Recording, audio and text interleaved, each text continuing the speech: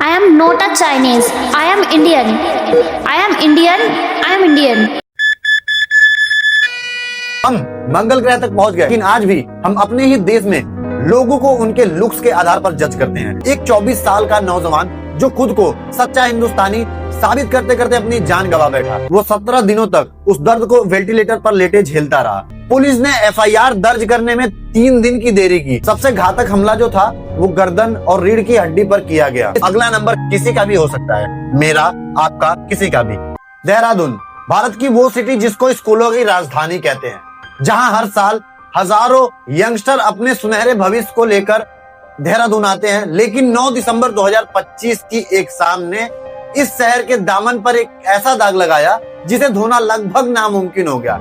एक 24 साल का नौजवान जो खुद को सच्चा हिंदुस्तानी साबित करते करते अपनी जान गंवा बैठा।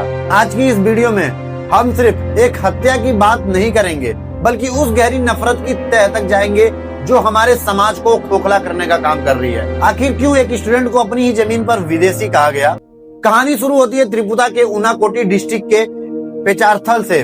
एंजल चकमा एक ऐसे परिवार से आता था जिसके खून में ही देशभक्ति भरी हुई थी। उसके पिता बीएसएफ में हेड कांस्टेबल के पोस्ट पे ऑलरेडी थे, जो कि हमारे देश की रक्षा कर रहे थे।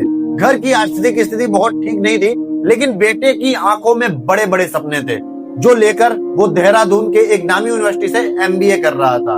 उसकी प्लेसमेंट हो चुकी थी, उसकी जॉब भी लग चुकी थी, करियर शुरू होने ही वाला था, वो अपने परिवार का सहारा बनने ही वाला था। लेकिन उसे क्या पता था कि जिस देश की सीमाओं की रक्षा उसके पिता कर रहे हैं, उसी देश के एक बाजार में उसकी शक्ल को निशाना बनाया जाएगा और उसकी जान ले ली जाएगी। न्यूज रिपोर्ट्स और वहां के कुछ गवाहों के मुताबिक 9 दिसंबर की शाम को एंजल और उसका भाई माइकल बाजार सामान लेने गए थे। तभी यज्ञराज अवस्थी और उसके कुछ साथी ने उन पर नस्लवादी टिप्पणियां करना शुरू कर दी, जैसे चीनी, मोमोस, चाइनीज करके चिढ़ाया। अब यहाँ पे सबसे इम्पोर्टेंट बात, एंजल ने चुप रहने की बजाय इस पे आवाज उठाना ज्यादा जरूरी समझा। उसने बोला कि मैं इंडियन हूँ और मुझे मत बताओ कि मैं कौन हूँ। यही वो टाइम था जब यज्ञराज अवस्थी के ईगो और नफरत को देखा गया। यज्ञराज अवस्थी और उसकी भीड़ ने एंजल पर लोहे की रॉड और भारी कड़े जो हाथ में पहनते हैं उससे हमला करना शुरू कर दिया। सबसे घातक हमला जो था वो गर्दन और रीढ़ की हड्डी पर किया गया। इस पूरी घटना का मास्टरमाइंड था यज्ञराज अवस्थी। रिसर्च से पता चला कि यज्ञराज मूल रूप से नेपाल के कंचनपुर डिस्ट्रिक्ट का रहने वाला था। उसके पिता हरिद्वार में पुजारी थे, इसीलिए उसका भारत आना जाना लगा रहता था। हमले के तुरंत बाद यज्ञराज ने अपनी लोकेशन बदल दी। उत्तराखंड के बनबासा बॉर्डर के रास्ते नेपाल भाग गया। सवाल यहाँ पर पुलिस पे भी उठता है कि अगर पुलिस तुरंत एक्शन लेती तो क्या एक क्रिमिनल इतनी आसानी से अंतरराष्ट्रीय सीमा को पार कर सकता था? एनडीटीवी के रिपोर्ट्स के अनुसार पुलिस ने एफआईआर दर्ज करने में 3 दिन की देरी की, जिसका पूरा फायदा यज्ञराज को मिला। एंजल को ग्राफिक एरा अस्पताल में ले जाया गया।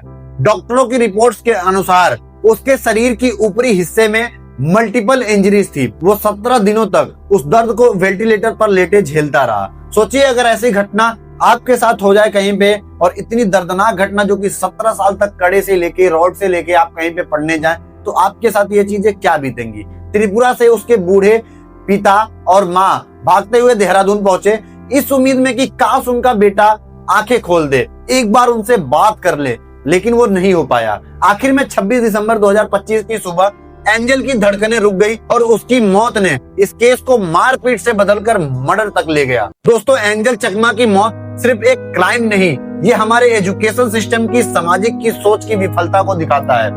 हम मंगल ग्रह तक पहुंच गए, लेकिन आज भी हम अपने ही देश में लोगों को उनके लुक्स के आधार पर जज करते हैं। पैसे को लेके नीचा दिखाते हैं, लगातार समाज में लुक्स को लेके नीचा दिखाते हैं, यहाँ तक कि रंग तक का भेदभाव करते हैं।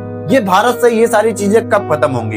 ये एक भारत के लिए बहुत बड़ा सवाल है। क्या यज्ञराज अवस्थी, जो कि इस पूरे घटना का मास्टरमाइंड था, उसको क्या उत्तराखंड पुलिस वापस ला पाएगी? क्या उत्तराखंड सरकार नॉर्थ ईस्ट के छात्रों के लिए एक सुरक्षित माहौल फिर से बना पाएगी? क्योंकि जो ये कलंक है वो उत्तराखंड सरकार से इतनी जल्दी तो नहीं धुलने वाला। एंजल के पिता आज भी न्याय की गुहार कर रहे हैं। ये वीडियो सिर्फ एक जानकारी के लिए नहीं, ये एक रिमाइंडर है कि अगर आज हम नस्लवाद के खिलाफ नहीं बोले तो अगला नंबर किसी का भी हो सकता है, मेरा, आपका, किसी का भी।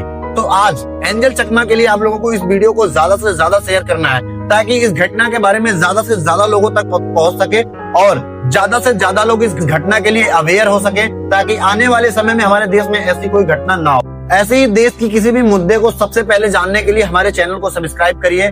मिलते हैं आपसे एक अगली वीडियो में, तब तक के लिए बाय बाय, टाटा।